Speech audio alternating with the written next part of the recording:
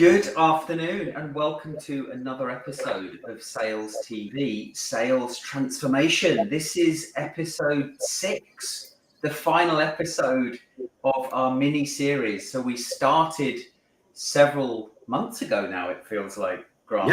Yeah, with Sales Transformation episode 1, what is it and what isn't sales transformation? But today we're talking about how do we know once we've transformed? And so I'm your co-host, the bearded sales guy, otherwise known as Alex Abbott, and I'm joined by my fellow co-host. There you go. Hey, Alex, I'm Dr. Grant Van Albrick. Nice to see you all.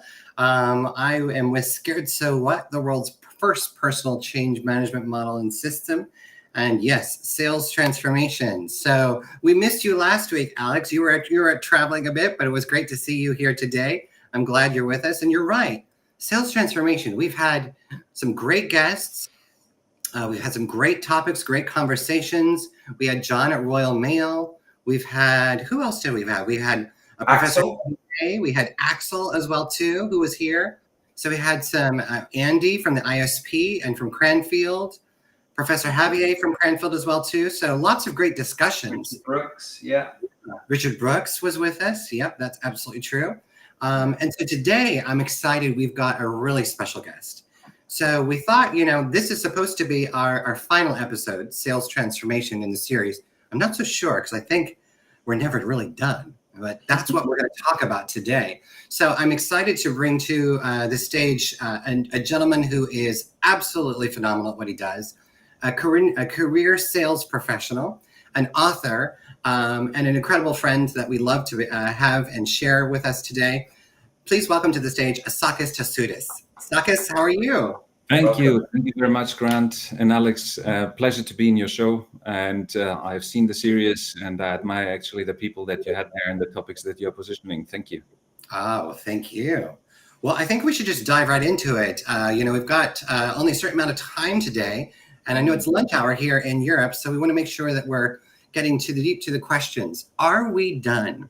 So when we think of sales transformation and all of the discussions that we have, all of the leadership input, coaching, change management, et cetera, sales processes, are you ever finished? And we want to come to you, Sakis. And so first, maybe if you can tell us a little bit about you, who you are and your experience, and then we can start off with what you think. Sure. Thank you very much, Grant. So in a nutshell, actually, I started my career as a banker, transformed actually, because that was one of the first transformations that I have done in my life, uncautiously at that time, to a consulting business. I have joined 2 startups.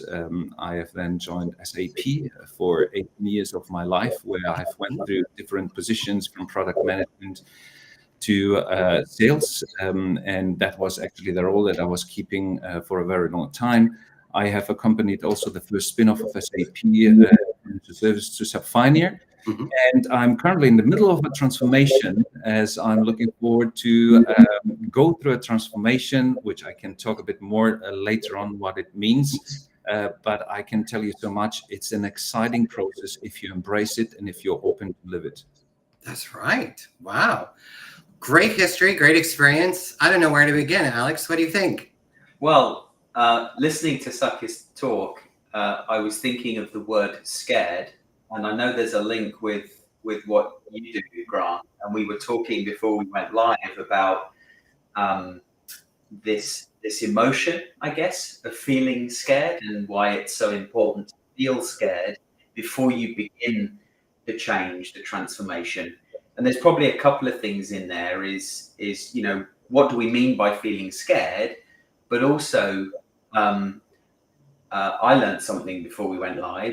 There's a difference between transformation and change. And what is that? Yeah, absolutely. Absolutely. Then there is, and when we talk about being scared, it's okay. It doesn't mean you actually have to feel the negative feelings of fear with change, etc. For me, it's a process. It's a mental process of how do you manage change for yourself. And so we've talked about that quite a lot throughout the series. But I want to hand it over to Sakis today because Sakis, you've got such an excellent career, great history, global business practice as well too. When we talk about sales and sales transformation, and in your mind, are you ever done? That's, I believe, quite hard to answer.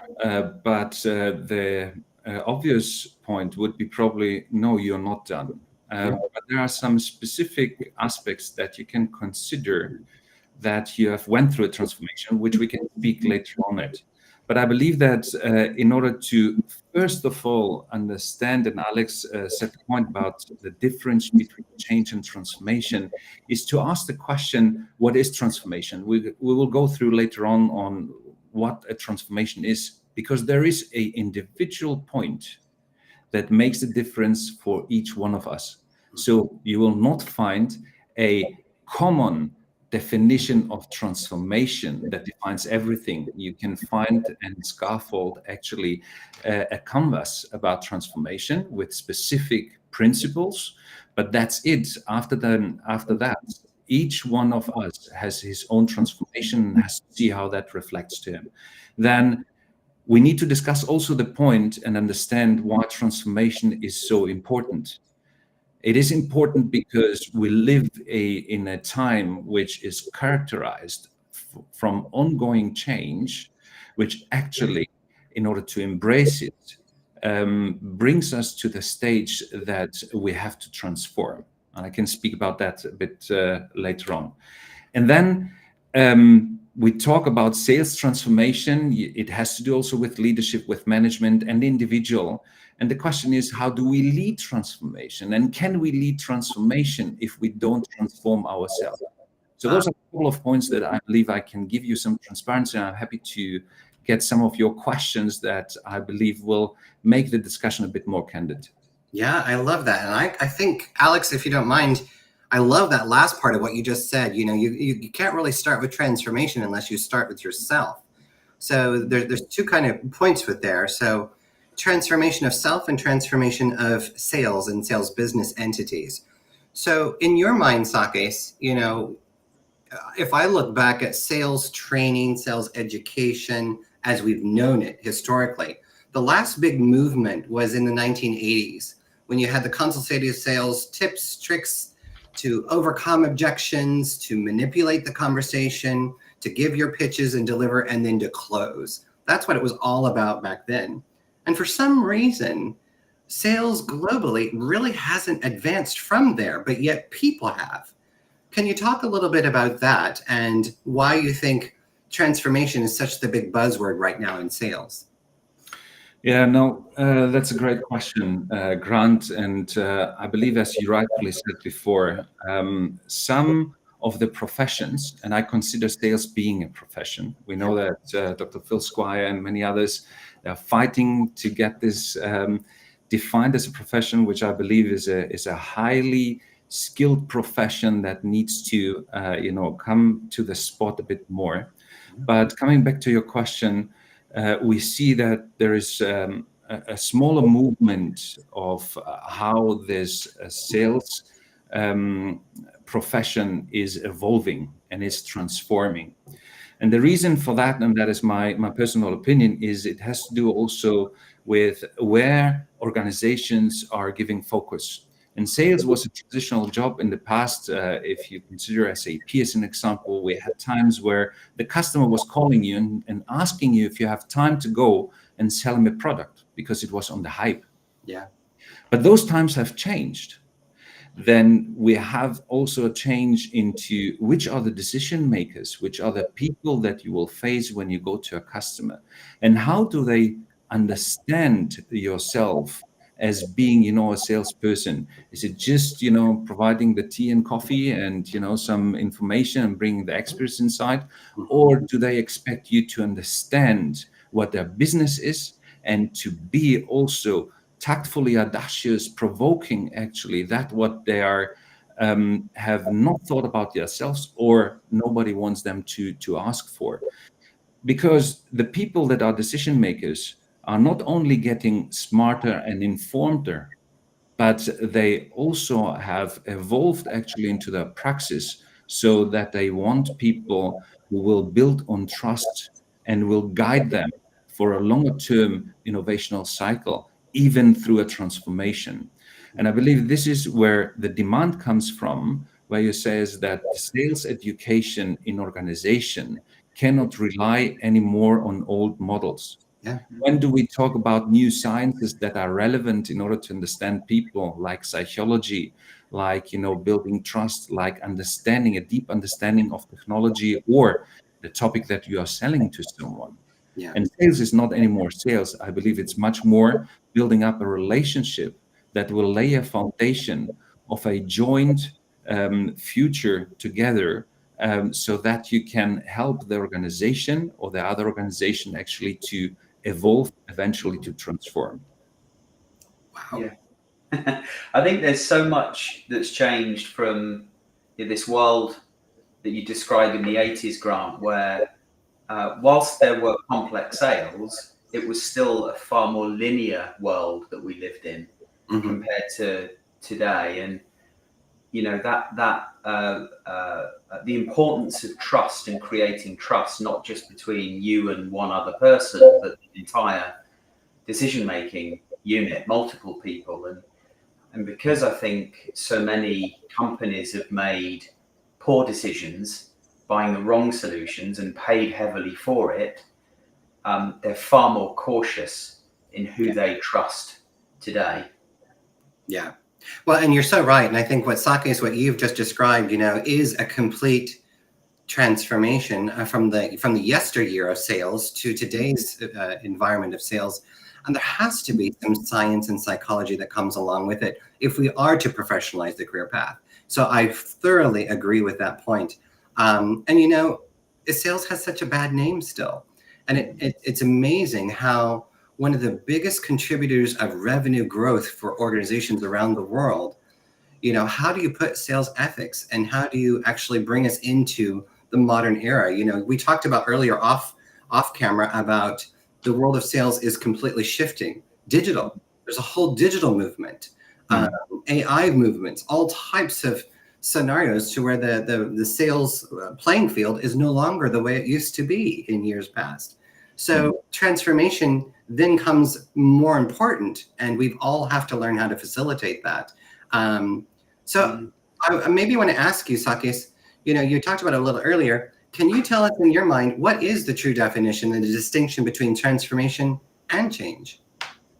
So, yeah, I think the distinction is actually very important to make. So, change is actually a process that we can be continuously in. We have to embrace it. We have to deal with our fears. We have to, we can control it to a certain way. And I think with your model, Grant, you have put actually, I believe, a very nice way what you have to take care about handling change and be comfortable with change, because it's okay. Everybody's scared about change. And change, as we know also, was the biggest inhibitor for companies to evolve. And I would actually put something on top. Change, if it is not managed, is also an inhibitor to open up for transformation. Yeah. So you put that before, then you can see the transformation is important. Now, let me come to what transformation means. And transformation means that there is a radical shift from one stage of a person to another stage of a person. And that involves actually that there is a significant review of a culture of a person, a behavior, a mindset of a person. And I'm talking about a person because if the person doesn't transform, then a company cannot transform. Or at least the leader who will lead the transformation has to go through a transformation, or has gone before through a transformation.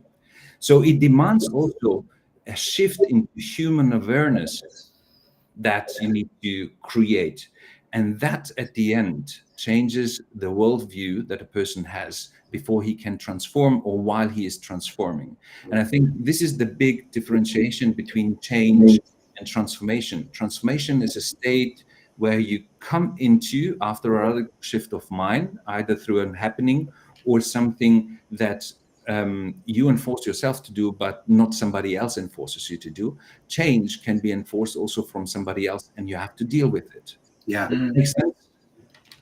Yeah. How do you, and maybe this is advice you can give to our audience, but the number of sales leaders that I talk to that are driving change for whatever reason, right? Let's say they've diagnosed the root cause of a problem and they feel strongly that they've got the solution for that.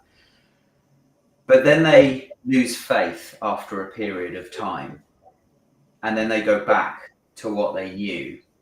Yeah. That can't be engendering a culture of change amongst people, amongst the team, if that is constantly happening. And I suspect that happens more often than not in some organizations. Yeah, I believe it's a very good point, Alex. And I think that what you described sometimes is that people are in a stage before transformation, but they are never allowed, or they don't take the freedom to step back, get out of the hamster wheel, and look into the position of changing state. So that what you described is actually a person trying to go through transformation, but he can't, and he goes back into a controlled manner of change. Which I'm trying to distinguish, and not saying that change or transformation, the one or the other, is better. Both of the stages need to happen, and they need to happen into a specific way. So let me tell you about some of the key principles, what transformation actually, and how transformation is described. So we discussed about that transformation is not synonymous with change, right? Then it requires assent to change. That means that you have to be by yourself open in order to change and to acknowledge that you want to change and transform. Then it involves always a second order change. And second order change means that you go into your core, into something that is much more deeper inside yourself than just the way of how I'm working or the way of how I'm thinking, right? I'm trying to bring a couple of examples.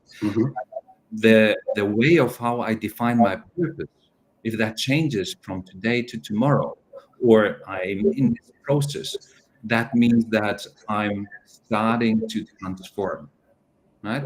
It impacts all aspects of life, your relationships with other people or your company.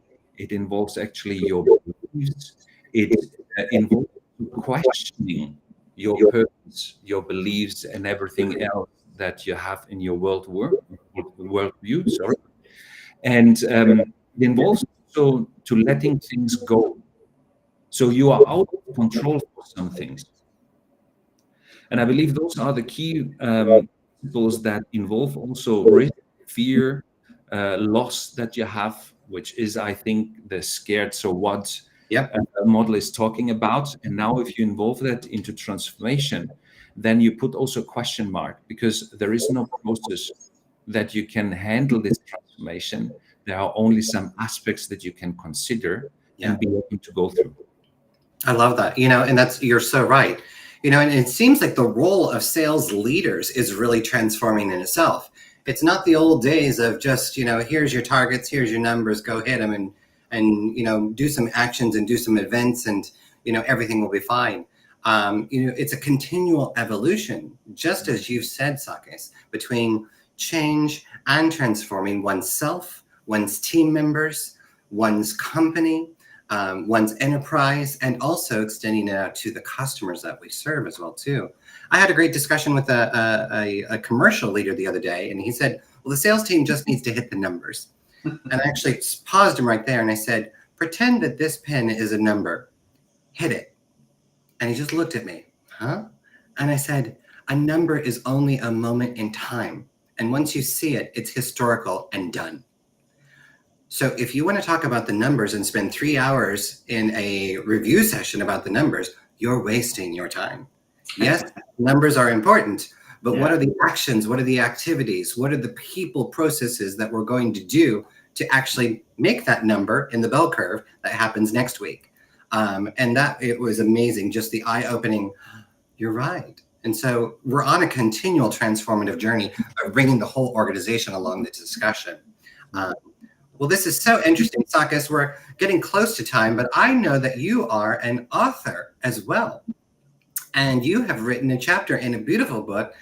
Alex, can you give a shout to our audience so they can see what it is? Yes. I can. So, Sakis, you are an author of a chapter. Can you tell us about your chapter in transformational sales leadership, your perspective?